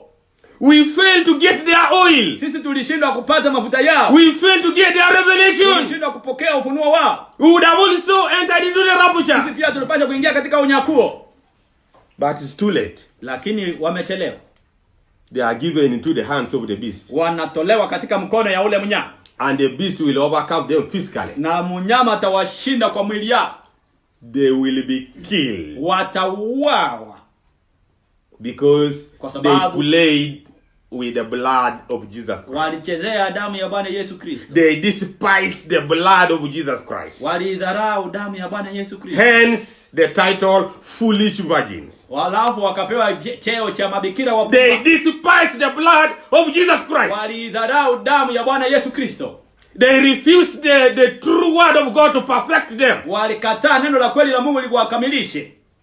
But God, because He's full of mercy, sababu Mungu yeye ni mwingi wa rehema, they will be given mercy. Watapewa neema. But first they have to die physically. Kwanza wapaswa kukufa kwa mwili yao. Shed their blood. Wamwange damu yao. Because they despise the blood of Jesus. Kwa sababu walidharau damu ya Bwana Yesu Kristo. You see, when you are before God, unapokuwa mbele ya Mungu, you should know that you are before God. Wapaswa kujua kwamba uko mbele ya Mungu. The Almighty, Mungu mwenye nguvu, who has no beginning and no end of days. Ambaye hana mwanzo na mwisho. That's why God told Moses, remove your shoes, you are standing in the holy ground. Kwa maana Mungu akamwambia Musa, ondoa viatu vyako, unasimama mahali patakatifu. So when you are preparing to go into the rapture, wakati unajitayarisha kuingia katika unyakuo, like you and me, kama wewe na mimi, remove your shoes. Ondoa viatu vyako. Remove your denominational shoe. Ondosha viatu vyako vya kidini. Remove your church shoe. Ondoa viatu vyako vya kikanisa. That our church believes like this. Our church teaches like this. Kanisa letu linafundisha hivi. It is not your church. Haiko kanisa lako. It is not your group. Haiko kikundi chako. It is what does the word say? Ni neno linasema nini? What does the scripture say? Maandiko yanasema nini? Walking by revelation. Kutembea kwa ufunuo. Let every man be a liar. Acha kila mtu awe muongo. And let God be true. Na acha Mungu pekee awe wa kweli. If your church is teaching like this, kama kanisa lako liko linafundisha hivi, and the word of God is saying like na this, neno la Mungu linasema hivi, you take the word of God. Unalichukua neno la Mungu. You don't take what your church says. Na uchukue lile ambalo kanisa lako linasema. The word of God is above any assembly deacon. Neno la Mungu liko juu ya kila. The word of God is above any elder. Neno la Mungu liko juu ya kila mzee wote. The word of God is above any pastor. Neno la Mungu liko juu ya kila mchungaji wote. A pastor should be led by the word of God. Mchungaji apaswa kuongoza na neno la Mungu. A song leader should be led by the word of God. Neno mwongozo wa nyimbo aongozwe na neno la Mungu. A deacon should be led by the word of God. Shemaji aongozwe na neno la Mungu. Everybody in the fellowship must be led by the word of God. Kila mtu wote katika ushirika aongozwe na neno la Mungu. An Mungu. apostle must be led by the word of God. Mtume aongozwe na neno la Mungu. A prophet should be led by the word of God. Nabii aongozwe na neno la Mungu. Evangelist should be led by the word of God. Mwinjilisti aongozwe na neno la Mungu. A teacher should be led by the word of God. Mwalimu aongozwe na neno la Mungu. Everybody, kila mtu, should be led by the word of God. Aongozwe na neno la Mungu. You don't say our church says this. Kanisa letu linasema hivi. What about your church? Na kanisa lako njoo kusema nini? What about your religion? Njoo kusema nini dini yako? Did your church die on Calvary? Kanisa lako likufia msalabani. Who died on Calvary tree? Alikufa msalabani pa Calvary. Jesus hung on Calvary. Kristo ndiye aliwekwa msalabani pa Calvary. And when he was giving up the ghost, he said it is finished. Alipotoa roho akasema imekwisha. Delivering us from the power of Satan, kutoka kwenye nguvu za shetani, from the power of religions, kutoka kwenye nguvu za kidini, from the world and its lust, kutoka kwenye ulimwengu na tamaa zake, from the flesh and its lust, kutoka kwenye mwili na tamaa zake. It is finished. Imekwisha. And he gave up the ghost. Akaitoa roho. The third day, siku ya tatu, he rose from the dead. Alifufuka toka wapi? He is risen. Amefufuka. He is risen. Amefufuka. He is risen. Amefufuka. We are not serving the Lord who is not risen. Hatutumikie Bwana ambaye hajafufuka. He rose from the dead. Alifufuka toka wapi? Praise Jesus. Asifiwe Bwana Yesu. With a glorified body. Na mwili wa utukufu. And very soon, na hapo karibuni, we also going to have glorified bodies. Tutakuwa pia na miili za utukufu. A body likened unto his body. Miili ambazo zinafanana na mwili wake. A glorified body. Mwili ya utukufu. That's what we are looking for. Ndio tunatazamia. That's what we are hungering for. Ndio tunatamania. A glorified body. Mwili wa utukufu. A body which cannot fall sick. Mwili ambayo haiwezi kuwa mgonjwa. A body which cannot be shot with a bullet. Mwili ambayo haiwezi kupigwa masasi. A body which does not need a door or a window to pass through. Mwili ambayo hahitaji dirisha ama mlango kupita ndani. A body which can appear and disappear. Mwili ambao unaweza kuonekana na kukosekana. Hallelujah. That's what we are looking for. Ile ndio tunatazamia. That's why this message was sent. Ndio maana hii ujumbe alitumwa. That's why God began by sending William Branham. Ndio maana Mungu alianza kumtuma ndugu William Marion Branham. Because he wanted his children. Kwa sababu alitaka watoto wake to have a glorified body. Wawe na miili za utukufu. Praise Jesus. Hallelujah. Amen. That is why we are here. Ndio maana tupo hapa. 2 Corinthians. Wakorintho wa pili. Chapter 4. Ine. Wakorintho wa pili ine. Verse 1. Wakorintho wa pili ine moja. Therefore, seeing you have this ministry, kwa sababu ya hiyo kwamba tuna huduma hii, have received mercy, kwa jinsi tulivyopokea rehema, we faint not. Hatulegei. Stop there for seeing. Kuona we have this ministry. Kwamba tunazo hii huduma. A ministry which will take people into the rapture. Huduma ambayo itaingiza watu katika unyakuo. We are not having a ministry of foolish virgins. We have a ministry which will take people into the rapture. Hatuna we faint not. Sisi hatuzimii. Hatuna huduma tuna huduma ya kuingiza watu katika unyakuo. We slumber not. Hatulale usingizi. This is the ministry which we have. Hii ndio huduma ambayo tuko nayo. Amen. Hallelujah. Ndugu zangu, God could send 7 angels. Mungu angeweza kuwatuma malaika 7. And they met William Marion Branham. Wakakutana na ndugu William Marion Branham. And told him go back home. Wakamwambia rudi nyumbani. And bring the revelation of the seed. Na ukaleta ufunuo wa mihuri 7. That was a new beginning, a new day, a new chapter, even for the ministry of William Branham. Hata kwa huduma ya ndugu William Marion Branham ilikuwa ni sura mpya. In fact, God raised William Branham. Mungu akamuinua ndugu William Marion Branham to clear the seals. Kuweza kuihubiri mihuri. That is immediately after he cleared the seals. Kisha kumaliza kuhubiri mihuri, he was taken home. Akatwaliwa nyumbani. Praise Jesus. Asifiwe Bwana Yesu. When those angels went back, wakati wale malaika walirudi, they formed a cloud. Wakaunda wingu. A real cloud. Wingu halisi. With the face of our Lord Jesus Christ. Sura ya Bwana wetu Yesu Kristo. The spiritual coming of Christ. Kuja kwa kiroho kwa Bwana Yesu Kristo. The Lord himself shall descend from heaven. Atashuka toka mbinguni. With a shout. Na mwaliko. That was 1963. Ile ilikuwa ni mwaka 63. The Lord Jesus began his descent from heaven. Bwana wa Mungu Yesu Kristo alianza kushuka kutoka mbinguni. The spiritual Christ. Yesu Kristo wa kiroho. Not the physical Jesus, but the spiritual Jesus. Lakini Yesu Kristo wa kiroho. With a shout. Na mwaliko. Seeing we have this ministry, tukiona kwamba tuna hii huduma of the coming of the Lord, ya kurudi kwa Bwana, to marry his wife, kumwoa mke wake, to take his wife into the rapture, kuchukua mke wake katika unyakuo, we faint not. Hatuzimii, hatulegei. Nothing again can intimidate and scare us. Hakuna kitu kingine ambacho kinaweza kutuogopesha sisi. Because we know the God we are serving by revelation. Tunajua Mungu ambaye tunamtii. We are a revelated people. We are a revelated group. Sisi ni kikundi cha wanaokuwa na ufunuo. We faint not. Hatulegei. This is a special ministry. Hii ni huduma ya kipekee. It is the ministry of the rapture. Ndio huduma ya kunyakuliwa. Not just like any other ministry in the world today. Si kama huduma nyingine yoyote katika ulimwengu leo. It is not a ministry like TB Joshua in Nigeria. Haiko huduma kama TB Joshua kule Nigeria. It's not a ministry like Robert Kayanja in Uganda. Kama ya Robert Kayanja hapa Uganda. It's not a ministry like Prophet Owori in Kenya. Haiko huduma kama Nabii Owori hapa Kenya. This is a serious ministry. A ministry for the rapture. Hii ni huduma kwa ajili ya kunyakuliwa. Amen. A ministry for the rapture. Huduma kwa ajili ya kunyakuliwa. Looking unto Christ. Tukimtazamia Kristo. We have no other business but the business of Christ. Hatuna kazi nyingine isipokuwa kazi ya Kristo. Exalting the word. Tukilinua juu neno. And walking by revelation. Na kutembea kwa ufunuo. Seeing we have this ministry of the rapture, we faint not. Tuna hii huduma ya hatulegei. Amen. But have renounced the hidden things of dishonesty. Lakini tumeyakana not walking in craftiness. Bila kutembea katika hila. The word of God deceitfully. Wala kulichanganya neno la Mungu kwa uongo. But by manifestation of the truth. Bali kwa dhihirisho la hilo ukweli. Commending ourselves to every man's conscience in the sight of God. Na haki dhamiri kwa watu. We are no longer deceitful. Hatuko watu tena wa hila.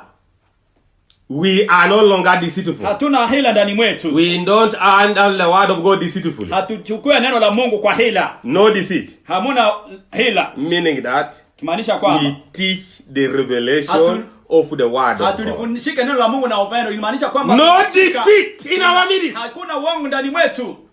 It is the denominations who teach deceit. Ni madini ndio wanafundisha uongo. No deceit. No corruption. Hakuna uongo. No false teaching. Hakuna mafundisho ya uongo. We don't teach like Pharisees and Sadducees. Hatufundishe kama Mafarisayo na Wasadukayo. We teach with authority. Tunafundisha na mamlaka. Because we have been authorized. Kwa sababu tumepewa mamlaka. By the Almighty God. Na Mungu mwenye nguvu zote. To partake of the little open book. Kuweza kushiriki kwenye ile kitabu kidogo kinachofunguliwa. Hallelujah. Yes, continue reading. Ndio endelea kusoma. But if our gospel be hid, lakini injili yetu kama imefichwa, it is hid to them that are lost, imefichwa kwa waliopotea, in whom the God of this world ambao Mungu wa dunia hii amewapofusha the minds of them which believe not, zao wasioamini, lest the light of the glorious gospel of Christ, wasione nuru ya injili ya utukufu wa Kristo, who is the image of God, aliye sura ya Mungu, should shine unto them. Iwaangazie. For we preach not ourselves, kwa maana hatubiri sisi wenyewe bali Kristo, Jesus the Lord, Yesu, and ourselves, you are servants for Jesus. Na nyinyi watumishi kwa ajili ya Yesu Kristo. We preach not ourselves. Hallelujah, hallelujah, hallelujah. Hatujihubiri sisi wenyewe. But we are the true ministry of Jesus Christ. Ni huduma ya kweli ya Bwana Yesu Kristo. Amen. Today, leo, many ministers preach by themselves. Wahubiri wengi wako na jubiri wenyewe. They have their own teachings. Wako na mafundisho yao wenyewe. Their own doctrines. Wako na mafundisho yao wenyewe. But our ministry is from heaven. Hallelujah. Huduma yetu inatoka mbinguni. Our ministry is direct from heaven. Huduma yetu inashuka toka mbinguni. For the Lord himself shall descend from heaven with a shout, the voice of an archangel, and the trump of God. Maana Yesu Kristo mwenyewe Bwana mwenyewe atashuka toka mbinguni na our ministry is from heaven. Huduma yetu inashuka toka mbinguni. We don't just preach ourselves. Hatujihubiri tu sisi wenyewe. We preach Christ Jesus. Tunahubiri Kristo Yesu. And him risen. Na yeye aliyefufuliwa. We preach Christ Jesus. Tunahubiri Kristo Yesu. And him risen. Na yeye aliyefufuka. That is our ministry. Ile ndio huduma yetu. If others are lost, kama wengine wamepotea, there are people who are supposed to be lost. Kuna watu ambao wanapaswa kupotea pia. Not everybody is going to receive this saying. Si kila mtu wote atapokea usemi. If this gospel of the rapture, kama hii injili ya unyakuo. If this gospel of the rapture, kama hii injili ya unyakuo is hid, imefichwa, it is hid from those who are lost. Inafichwa kwa wale ambao wamepotea. That is the serpent seed. Wale ndio uzao ya nyoka. Oh, those Christians who are not supposed to be in the rapture. Ama wale wa Kristo ambao wapashe kuwa katika unyakuo. It is also hid from the foolish virgins. Inafichwa pia kwa bikira wapumbavu. It is only revealed to those who are supposed to be in the rapture. Hallelujah. Inafunuliwa tu kwa wale ambao watapaswa kuwa katika unyakuo. But it is hid from the rest. But inafichwa kwa wengine. That is why when your neighbor is not getting it, ndio maana wakati jirani yako yeye haielewi, just continue walking. Endelea tu kusonga mbele. Don't follow your neighbor who has no revelation. Usimfuate jirani yako ambaye hana ufunuo. This is the true ministry. Hii ndio huduma ya kweli. The ministry for the rapture. Huduma ya unyakuo. Which will take us into glory. Ambaye atatuchukua katika utukufu. This is the Lord we are serving. Huyu ndio Bwana tunayemtumikia. Jesus Christ. Yesu Kristo. The same yesterday, today and forever. Yesu sawa jana, leo na hata milele. Christ Jesus. Kristo Yesu has come. Amekuja. Has come. Amekuja. And very soon. Na karibu. We shall be changed. Tutabadilishwa. Very soon. Karibu. The dead in Christ. Wafu katika Kristo. Will come out of their graves. Watatoka katika makaburi zao. Very soon. Karibu. You will see Paul walking around. Utamuona Paulo akitembea hapa. Paul saluting you. Paulo akikusalimia. Very soon. Karibu. You are going to see Timothy. Mtamuona Timotheo greeting you. Akikusalimia. Very soon. Karibuni. You are going to see Apollos. Utamuona Apollos fellowshipping with you. Akifanya ushirika pamoja nawe. Very soon. Karibuni. You are going to see the 7 messengers of the 7 churches. Utaona wale wajumbe 7 wa nyakati 7 za kanisa. From Paul to Branham. Kutoka kwa ndugu Paulo kufikia kwa ndugu Branham. Moving around. Wakitembea hapo. Very soon. Karibuni. You are going to see brothers and sisters whom we buried. Tutaona wandugu na wadada tuliowazika. And they are ordained to be in the rapture. Wameteuliwa kukua katika unyakuo. Come out of their graves. Toka ndani ya makaburi zao. And they will fellowship with us. Na watashiriki pamoja nasi. For a very short time. Kwa muda mfupi. And then we, alafu sisi who are alive, tulio hai, shall be changed. Tutabadilishwa. This is the hour. Hii ndio wakati. This is the season. Hii ndio nyakati. This is the season. Hii ndio nyakati. This is not the time. Hii haiko ndio wakati. For everybody to die. Kwa kila mtu wote kukufa. Amen. What's my time? Read Hebrew chapter 9. Soma Waebrania 10. Hebrew 9. Waebrania 10:27. And as it is appointed unto men once to die, kama ilivyoteuliwa kwa wanadamu mara moja kukufa, the judgment. Baada ya hii hukumu. So, yeah. Ndio. You just stop there. Atia tu pale. It was Apostle Paul. Ilikuwa ni mtume Paulo who penned that scripture.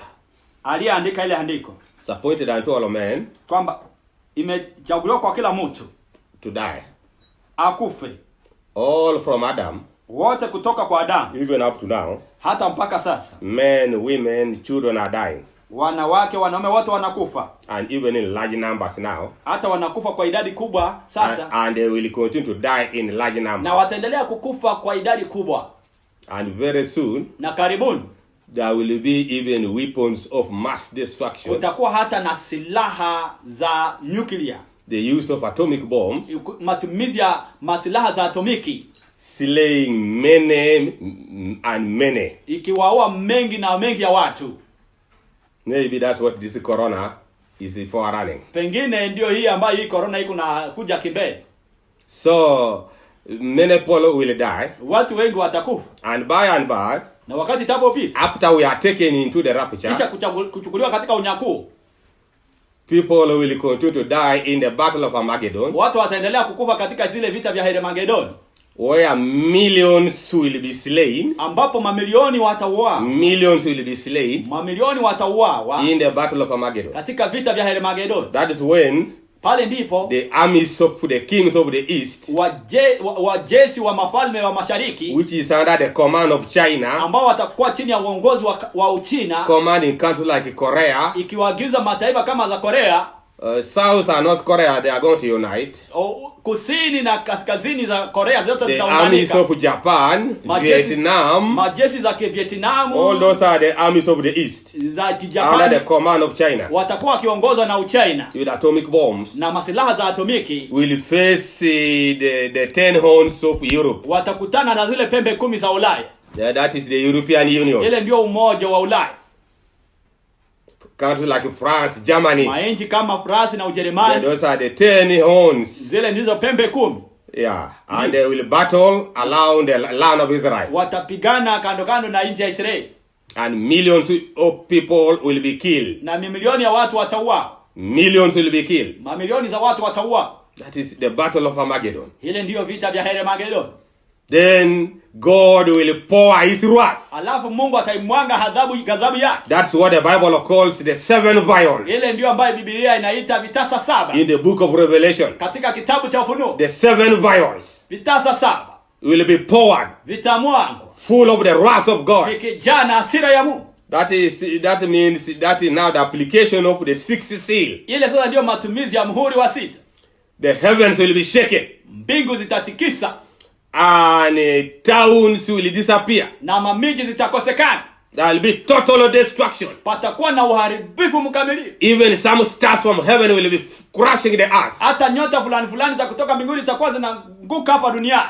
Towns and cities will be obliterated. Miji mikubwa zitaharibiwa sana. There will also be a general earthquake. Patakuwa pia na tetemeko ya ardhi ya ulimwengu wote. Affecting every continent. Ikiathiri kila pali pote duniani. And billions of people will die. Na mamilioni za watu watafariki. Today the population is 7 billion. Leo watu wote ulimwenguni pote ni milioni 7. But God will spare very few. Lakini Mungu ataacha wachache. He will spare very few people. Ataacha watu tu wachache. In every nation. Katika kila taifa. There are also qualifications for those people. Pia kuna akilisha wale watu. They are called the sheep. Wanaitwa kondoo. Yeah, they will be spared to repopulate the planet Earth. Wataacha kusudi waweze kujaza tena dunia. For 1,000 years. Kwa ajili ya miaka 1000. There will be a new generation of the people. Patakuwa na kizazi kipya cha watu. For 1,000 years. Kwa ajili ya miaka 1000 huko. When Satan is in prison. Wakati Shetani atakuwa amefungiwa gerezani. So very soon. Kwa hiyo karibuni. The millennium is beginning. Millennium inaenda kwanza. Very soon. Karibuni. The 70th week of Daniel is to begin. Juma la 70 la Danieli linakaribia kwanza. The 70th week of Daniel must begin. Juma la 70 la Danieli lapasha kwa. Very soon. Karibuni. Look at the events which is taking place in Israel. Angalia matukio ambayo kunapitikana kule Israeli. Very soon we will see Israel defeating the Arabs. Karibuni mtaona Waisraeli wakiwashinda Waarabu. And Russia will come in. Na Urusi itakuja ndani. Very soon. Karibuni. The last week of Daniel. Juma la 70 la Danieli will begin. Litaanza. Look at what's taking place in Russia. Ona ile ambayo kunapitikana kule Urusi. Russia under President Vladimir Putin. Hii Rusi ambayo iko chini ya Rais Vladimir Putin. Watch him. Muangalie sana. He has already changed the constitution for almost 16 years. Tayari amebadilisha katiba aendelee kutawala miaka ingine 16. He's most likely to be the man who will pull a trigger against America. Anaonekana kwa ndiye mtu ataye lenga risasi kumwelekeza Marekani. Watch President Vladimir Putin. Mchungulia sana huyu rais wa Urusi Vladimir Putin. Watch President Vladimir Putin. Muangalie sana huyu rais Vladimir Putin. Watch the present pope. Huyu papa wa kisasa. Watch the present pope. Muangalie huyu papa wa kisasa. Is most likely to fulfill the end time scriptures. Atatimiza mengi ya maandiko ya wakati wa mwisho. Watch America. Muangalie Marekani. Watch President Trump. Muangalie rais Trump. And how he came into power. Na gisa alivyoingia katika mamlaka. Elected by the Christian evangelicals in America. Alivyochaguliwa na watu wa Kikristo wanaitwa evangelical kule Marekani. And very soon November there will be another election in America. Karibuni tena mwezi wa 11 watakuwa wanapiga kura kule Marekani. What is God going to say? Mungu atakuwa yuko nasema nini? Will there be a continuation of Trump? Je, kutakuwa na kuendelea kwa Trump? Or not? Ama hapana? God himself knows. Mungu mwenyewe anajua. But watch him. Lakini muangalie sana. He may be making the last Trump for America. Anaweza kwa kunafanya baragumu ya mwisho kwa Marekani. Remember, even our going to heaven. Kumbuka hata kwenda kwetu mbinguni. There is the shout. Kuna mwaliko. The voice of the archangel. Sauti ya malaika mkubwa. And the last Trump. Na baragumu ya mwisho.